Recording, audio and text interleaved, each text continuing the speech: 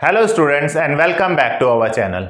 हम लोग BCA new course का MCS 202 and BCA old course का MCS 012 कंप्यूटर ऑर्गेनाइजेशन पढ़ रहे हैं और ये इस सीरीज का 4th वीडियो है जिसमें आज हम डिस्कस करेंगे इंटरप्ट्स के बारे में। ये क्वेश्चन 5 मार्क्स का कई बार एग्जाम्स में पूछा जा चुका है। So let's start this topic. Interrupts, interrupt का नाम मतलब क्या होता है? जैसा नाम वैसा काम। इंटरप्ट का मतलब होता है रुकावट।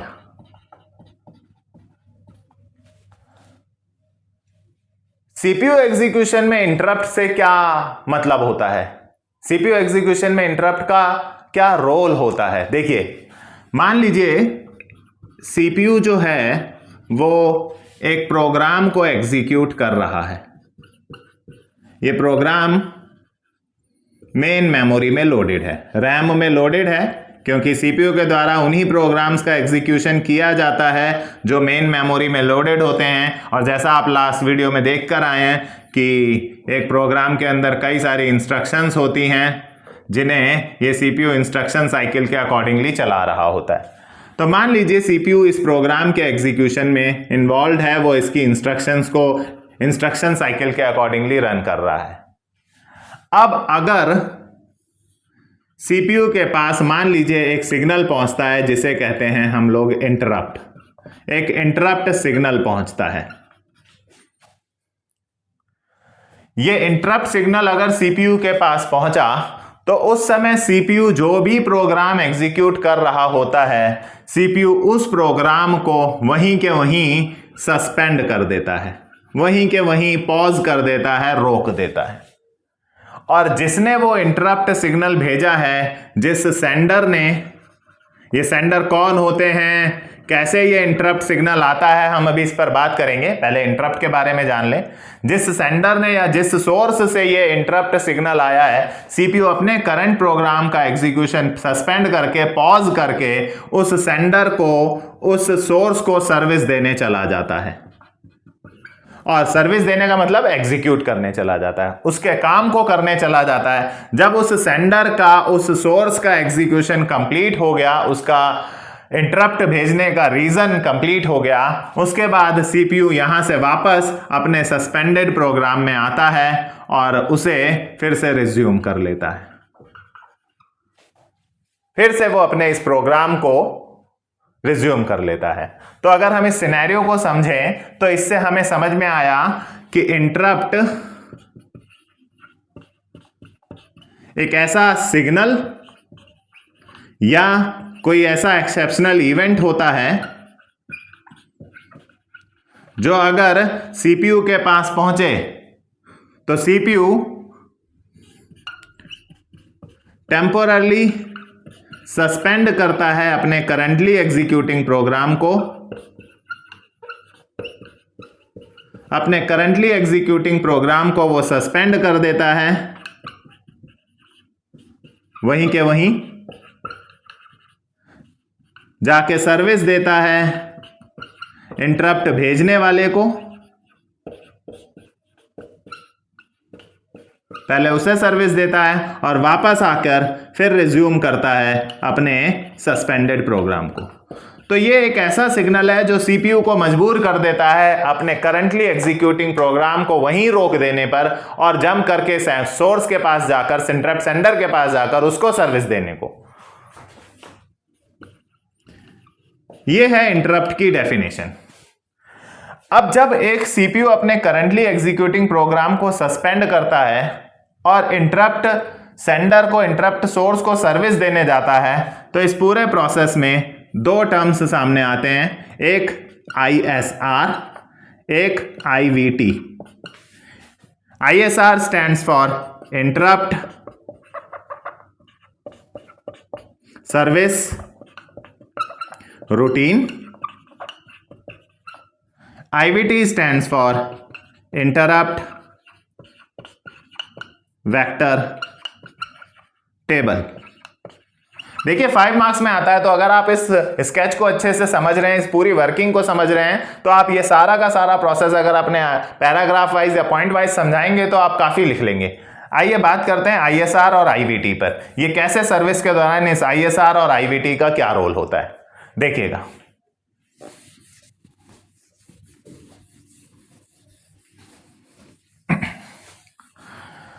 तो जैसे ही एक इंटरप्ट सेंडर ने एक इंटरप्ट सिग्नल सीपीयू के पास भेजा, तो सीपीयू अपने करंट एग्जीक्यूटिंग प्रोग्राम को वहीं सस्पेंड कर रहा है और जा रहा है इंटरप्ट सेंडर को, इंटरप्ट सोर्स को सर्विस देने।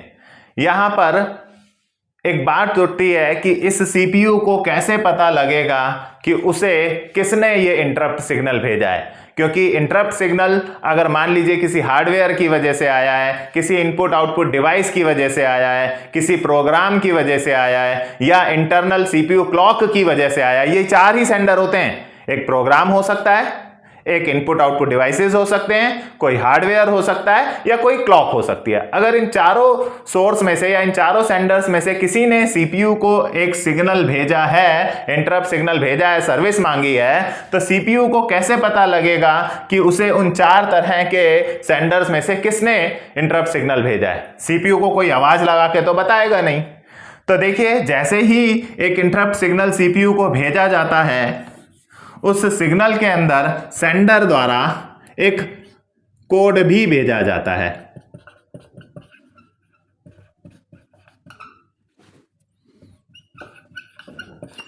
यह कोड भी इंटरप्ट सिग्नल के साथ पहुंचता है और इंटरप्ट सिग्नल मिलते ही वो जैसे ही अपने प्रोग्राम को सस्पेंड करता है और स्टार्ट कर देता है इंटरप्ट सर्विस रूटीन। इस प्रोसेस को रूटीन मतलब समझें आप, रूटीन मतलब एक प्रोसेस स्टार्ट कर दिया जाता है सीपीयू के द्वारा। यह प्रक्रिया स्टार्ट कर दी जाती है जिसे हम आईएसआर भी बोलते हैं। जैसे ही एक इंटरप्ट सिग्नल सीपीयू के पास पहुंचा, सीपीयू ने अपने करंटली एग्जीक्यूटिंग प्रोग्राम को सस्पेंड करा और सस्पेंड करने के बाद स्टार्ट कर दिया interrupt service routine.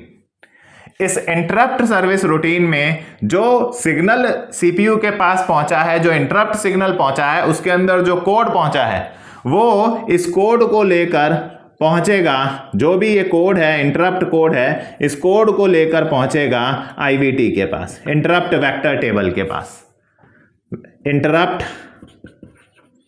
Vector table के पास। देखिए, ये पूरा रूटीन समझिए कि कैसे एक इंटरप्ट को सर्विस दिया जाता है। पूरा प्रोसेस समझिए, रूटीन समझिए। इस टेबल के पास पहुंचेगा। इस टेबल के अंदर सारे तरह के सेंडर्स और उनके करस्पॉन्डिंग कोड लिखा हुआ होता है कि किस कोड को किस सेंडर ने भेजा है, किस कोड को किस सेंडर ने भेजा है, किस कोड को किस सेंडर के द्वारा भेजा जाता है। तो ये कोड जब इस इंटरप्ट वेक्टर टेबल के पास पहुंचेगा तो यहां चेक किया जाएगा कि ये कोड किस सेंडर द्वारा आया है। वहां से उस सेंडर को आइडेंटिफाई कर लिया जाएगा और फिर सीपीयू यहां से उस सेंडर के पास पहुंच जाएगा, जंप कर जाएगा टू सर्विस। यहां वो उस कोड से आइडेंटिफाई करने की कोशिश करता है द सेंडर। तो इस इंटरप्ट सिग्नल के साथ जो इंटरप्ट कोड सीपीयू को मिला, वो कोड लेकर वो पहुंचा इंटरप्ट वेक्टर टेबल के पास। उस कोड के करस्पॉन्डिंग उसने सेंडर को आइडेंटिफाई करा और फिर यहां से जंप कर गया वो उस सेंडर के पास, चाहे वो प्रोग्राम हो, चाहे वो कोई इनपुट आउटपुट डिवाइस हो, चाहे हार्डवेयर हो, उसके पास जंप कर गया और जाकर उसे सर्विस दी। ये पूरा प्रोसेस आईएसआर कहलाता है, जिसमें वो यहां से सस्पेंड कर रहा है, यहां से यहां जंप कर रहा है, सेंडर को आइडेंटिफाई कर रहा है और फिर सेंडर को सर्विस देने पहुंचा। यह प्रक्रिया आईएसआर कहलाई। और इसको सर्विस देने के बाद अब वो वापस अपने सस्पेंडेड प्रोग्राम पर आया और उसे रिज्यूम कर लिया। यह पूरी प्रक्रिया इंटरप्ट साइकिल के नाम से भी जानी जाती है।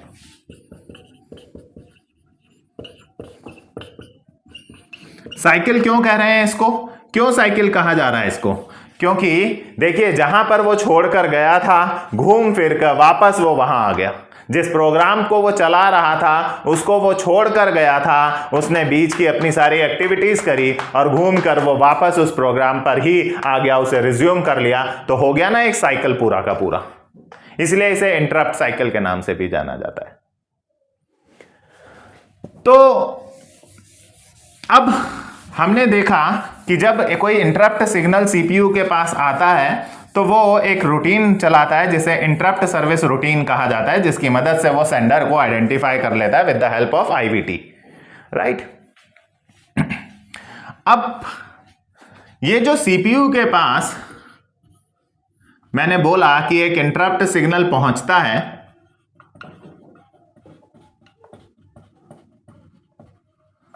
तो ये सेंडर्स होते हैं। सोर्स या सेंडर कौन होते हैं? देखिए, 4 तरह के सोर्स इंटरप्ट या सेंडर ऑफ इंटरप्ट्स होते हैं, 4 तरह के। Number 1, program interrupts. देखिए, हम लोग अगर कोई सी लैंग्वेज में कोई प्रोग्राम बनाए, जावा में कोई प्रोग्राम बनाएं, और अगर हम किसी नंबर को 0 से डिवाइड कर दें तो 0 से डिवीजन कंप्यूटर्स नहीं कर पाते हैं। उस केस में वो एक इंटरप्ट सिग्नल भेज देता है। डिवाइड बाय 0 वो नहीं कर पाता। आपने जावा, सी शार्प जैसी प्रोग्रामिंग लैंग्वेज में आप इन्हें डिवाइड बाय 0 का एक्सेप्शन के तौर पर पढ़ेंगे और उन्हें हैंडल भी करेंगे, क्योंकि अगर ये डिवाइड बाय 0 हुआ तो इंटरप्ट सिग्नल पहुंचेगा तो सीपीयू रुकेगा। अगर आपने किसी नंबर को 0 से डिवाइड कर दिया अपने प्रोग्राम में, सी के, सी प्लस प्लस के, जावा में, तो एक इंटरप्ट सिग्नल आपके प्रोग्राम के द्वारा सीपीयू तक पहुंचेगा और सीपीयू आके आपके प्रोग्राम को बंद कर जाएगा। आया ना सर्विस देने, बंद कर जाएगा, वो चलते हुए रनिंग प्रोग्राम को स्टॉप करके चला जाएगा, राइट। इनपुट आउटपुट डिवाइसेस से भी सीपीयू को इंटरप्ट्स भेजे जाते हैं। कैसे? देखिए, यहीं से मैं आपको एक चीज और बताना चाहूंगा कि इंटरप्ट्स का फायदा क्या है, एडवांटेजेस क्या है। देखिए, इंटरप्ट्स का जो सबसे मेन एडवांटेज है कि हमारी इंक्रीज हो जाती है सीपीयू इफिशिएंसी। ये है जी, ऐसा कहा जाता है कि सीपीयू की इफिशिएंसी या सीपीयू का यूटिलाइजेशन इंक्रीज हो जाता है इंटरप्ट्स की वजह से। सीपीयू का टाइम वेस्ट नहीं होता इंटरप्ट की वजह से, ऐसा कहा जाता है। इसका कहीं ना कहीं यहां से आपको समझ में आएगा। देखिए, हमारे जो इनपुट आउटपुट डिवाइसेस होते हैं, कीबोर्ड, माउस, राइट, मॉनिटर, ये हमारे कंप्यूटर में लगे सबसे स्लोएस्ट डिवाइस होते हैं, और सीपीयू हमारे कंप्यूटर में लगा हुआ सबसे फास्टेस्ट डिवाइस होता है। इन लोगों के, इन दोनों डिवाइसेस के बीच में एक बहुत बड़ा स्पीड गैप है। अब अगर सीपीयू से कहा जाए कि आप लगातार कॉन्टिन्यूअसली इनपुट आउटपुट डिवाइसेस को चेक करोगे, इनपुट आउटपुट डिवाइसेस के साथ काम करोगे for taking input and giving output, अगर सीपीयू को कहा जाए कि आपको इनपुट आउटपुट डिवाइसेस को इनपुट देना से इनपुट लेना है और आउटपुट देना है, अगर हम सीपीयू को इनपुट आउटपुट डिवाइसेस की रिस्पॉन्सिबिलिटी दे दें कि आप इनपुट भी लेंगे और आप आउटपुट भी देंगे इनपुट आउटपुट डिवाइसेस पे, तो देखिए दोनों के बीच में एक बहुत बड़ा स्पीड गैप है, बहुत बड़ा स्पीड गैप है। सीपीयू का बहुत समय वेस्ट होगा, क्योंकि एक तरफ वो फास्टेस्ट डिवाइस और दूसरी तरफ वो सबसे स्लोएस्ट डिवाइस, उनके साथ काम करने में सीपीयू का बहुत समय बर्बाद होगा, वेस्टेज ऑफ सीपीयू टाइम होगा, सीपीयू का एफिशिएंसी वेस्ट होगा, सीपीयू का यूटिलाइजेशन नहीं हो पाएगा प्रॉपरली।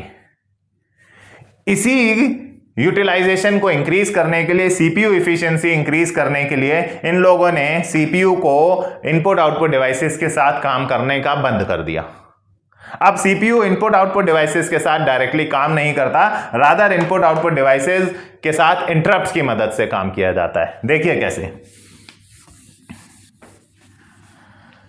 सीपीयू बिजी रहता है अपने प्रोग्राम्स को रन करने में, वो बिजी है अपने प्रोग्राम्स को रन करने में।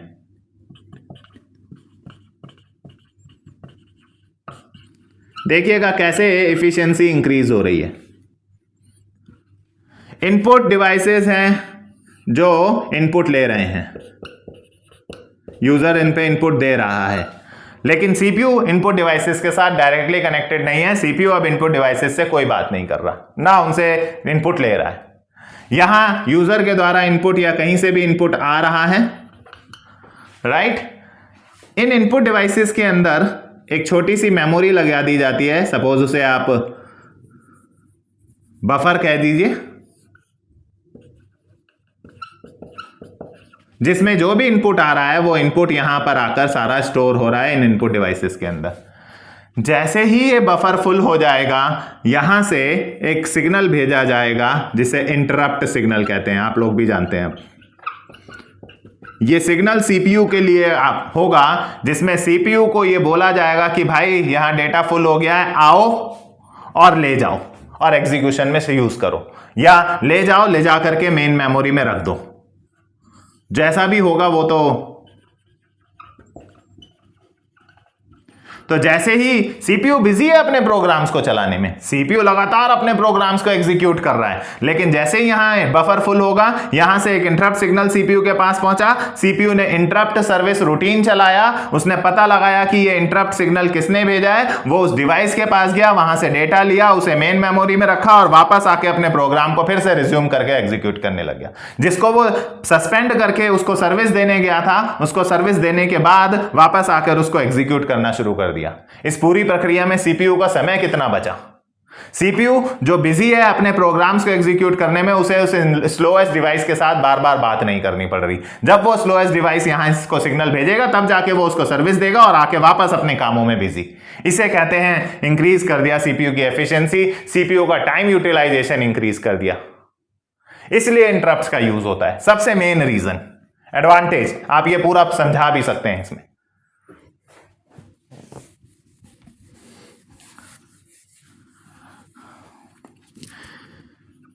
तीसरा होता है हार्डवेयर फेलियर।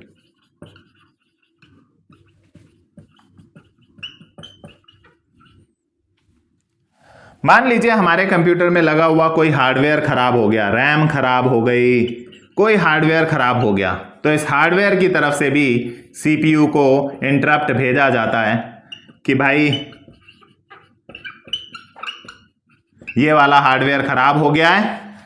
और अगर हार्डवेयर खराब हुआ तो उस केस में, अब मान लीजिए रैम ही खराब हो गई, सीपीयू को इंटरप्ट सिग्नल भेज दिया गया कि मेन मेमोरी खराब हो गई है, उसके पास सिग्नल, अब इसको वो सर्विस देकर क्या करेगा? इस केस में वो सर्विस नहीं होगा, इस केस में तो प्रोग्राम या कंप्यूटर अब बंद ही हो जाएगा, क्योंकि हार्डवेयर के केस में सिग्नल देकर उसको रोक तो दिया, बट अब वो इस हार्डवेयर को ठीक थोड़ी कर सकता है, इस हार्डवेयर को सर्विस थोड़ी दे सकता है वो। इस केस में तो आपका प्रोग्राम बंद ही हो जाएगा, राइट। एंड नंबर 4, सीपीयू की क्लॉक भी, सीपीयू की इंटरनल क्लॉक भी सीपीयू को इंटरप्ट सिग्नल्स भेजती रहती है समय समय पर सीपीयू को कुछ इंडिकेट करने के लिए। तो 4 तरह के सेंडर्स होते हैं जो सीपीयू को इंटरप्ट सिग्नल्स भेजते हैं। हम लोग जो प्रोग्राम्स बनाते हैं उनके थ्रू भी इंटरप्ट जाते हैं, इनपुट आउटपुट डिवाइसेस के थ्रू इंटरप्ट जाते हैं सीपीयू को, ताकि सीपीयू की इफिशिएंसी यूटिलाइजेशन बनी रहे। हार्डवेयर फेलियर होने पर भी सीपीयू को इंटरप्ट जाते हैं, और सीपीयू को कंट्रोल या कुछ सिग्नल्स, कुछ इंडिकेशंस देने के लिए सीपीयू क्लॉक के थ्रू भी सीपीयू को इंटरप्ट्स भेजे जाते हैं। इंटरप्ट्स भेजे क्यों जाते हैं, ये है वो रीजन, ताकि सीपीयू का यूटिलाइजेशन इंक्रीज किया जा सके, सीपीयू की इफिशिएंसी यूटिलाइज की जा सके। खुद सीपीयू ने भी इंटरप्ट्स को बहुत इंपॉर्टेंट रोल दिया है। देखिए, हमें पता है कि सीपीयू जो है वो किसी भी इंस्ट्रक्शन को एग्जीक्यूट करता है, वो एक प्रोग्राम में लिखी गई इंस्ट्रक्शंस का एग्जीक्यूशन करता है, और ये जो एग्जीक्यूशन किया जाता है ये एज पर, ऐसा हमने लास्ट क्लास वीडियो में पढ़ा था, इंस्ट्रक्शन साइकिल किया जाता है। हर इंस्ट्रक्शन का, एक प्रोग्राम में लिखी गई हर इंस्ट्रक्शन का एग्जीक्यूशन वो इंस्ट्रक्शन साइकिल के फेजेस के अकॉर्डिंगली करता है।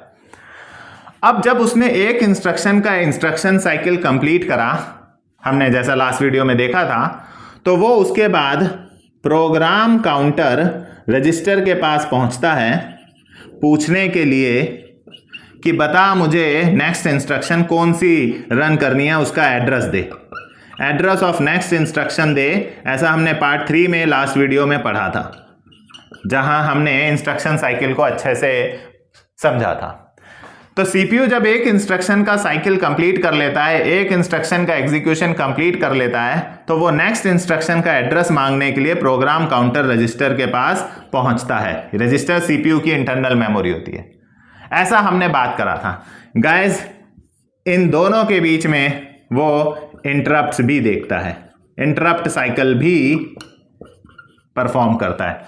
ये इंटरप्ट साइकिल इंस्ट्रक्शन साइकिल का पार्ट नहीं है, बिकॉज इंस्ट्रक्शन साइकिल तो एक इंस्ट्रक्शन के एग्जीक्यूट होने पर उसका रिजल्ट वापस आ जाने के बाद कंप्लीट हुआ, लेकिन दूसरी इंस्ट्रक्शन का एग्जीक्यूशन स्टार्ट करने से पहले, एक इंस्ट्रक्शन का एग्जीक्यूशन कंप्लीट करने के बाद और दूसरी इंस्ट्रक्शन का एग्जीक्यूशन स्टार्ट करने से पहले सीपीयू इंटरप्ट साइकिल भी चलाता है।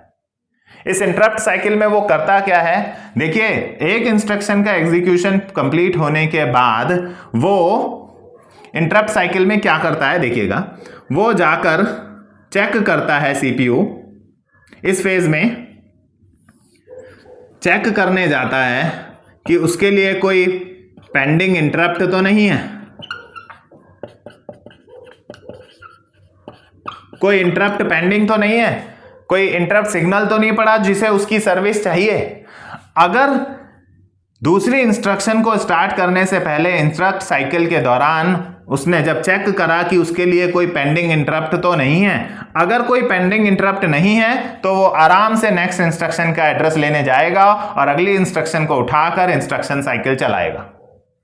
लेकिन अगर इंटरप्ट साइकिल के दौरान उसने चेक करा और उसके लिए कोई इंटरप्ट आया हुआ है, किसी प्रोग्राम से इंटरप्ट आया हुआ है, किसी इनपुट आउटपुट डिवाइस से इंटरप्ट आया हुआ है, तो अगली इंस्ट्रक्शन को चलाने से पहले वो उस इंटरप्ट को सर्विस देगा, ताकि ये इंटरप्ट बीच में आकर दूसरी इंस्ट्रक्शन का इंस्ट्रक्शन साइकिल गड़बड़ ना करे। तो दूसरी इंस्ट्रक्शन को चलाने से पहले वो जाकर चेक कर रहा है कि अगर कोई इंटरप्ट पेंडिंग है, किसी प्रोग्राम की वजह से, किसी इनपुट आउटपुट डिवाइस की वजह से, क्लॉक की वजह से कोई इंटरप्ट सिग्नल आया हुआ है, तो इससे पहले कि मैं दूसरी इंस्ट्रक्शन का इंस्ट्रक्शन साइकिल स्टार्ट करूं, पहले मैं इस इंटरप्ट को प्रोसेस करूंगा, इस इंटरप्ट को सर्विस दूंगा, इस इंटरप्ट के लिए इंटरप्ट सर्विस रूटीन चलाऊंगा और इसको कंप्लीट करने के बाद वो यहां पहुंचता है और अगली इंस्ट्रक्शन का एड्रेस उठाकर उसे वापस इंस्ट्रक्शन साइकिल में डालता है। और फिर अगली इंस्ट्रक्शन का एग्जीक्यूशन कंप्लीट करने के बाद वो फिर इंटरप्ट साइकिल में आता है, वो पेंडिंग इंटरप्ट चेक करने आता है। अगर कोई इंटरप्ट पेंडिंग है तो उसके लिए पहले इंटरप्ट सर्विस रूटीन चलाता है और उसके बाद जाता है, और अगर कोई नहीं है तो वो सीधे यहां से बाद फिर यहां चला जाता है। तो इंटरप्ट्स को प्रॉपर इंपॉर्टेंस दिया गया है, क्योंकि इंटरप्ट्स आते हुए अगर एक इंस्ट्रक्शन को एग्जीक्यूट करने के दौरान बीच में आए तो वो सीपीयू का ट्रांसफर कंट्रोल ट्रांसफर कर देंगे तो वो इंस्ट्रक्शन गड़बड़ हो सकती है। इसलिए दूसरी इंस्ट्रक्शन को चलाने से पहले ही वो उसको चेक कर लेता है कि कोई इंटरप्ट पेंडिंग तो नहीं है, कोई आगे उसके लिए रुकावट तो पैदा नहीं करेगी उसके अगली इंस्ट्रक्शन के साइकिल में। अगर ऐसी है तो वो उसको पहले रन करेगा। तो बेसिकली इंटरप्ट आने पर सीपीयू का कंट्रोल ट्रांसफर हो जाता है, टेम्पररी होता है, वो वापस आता है।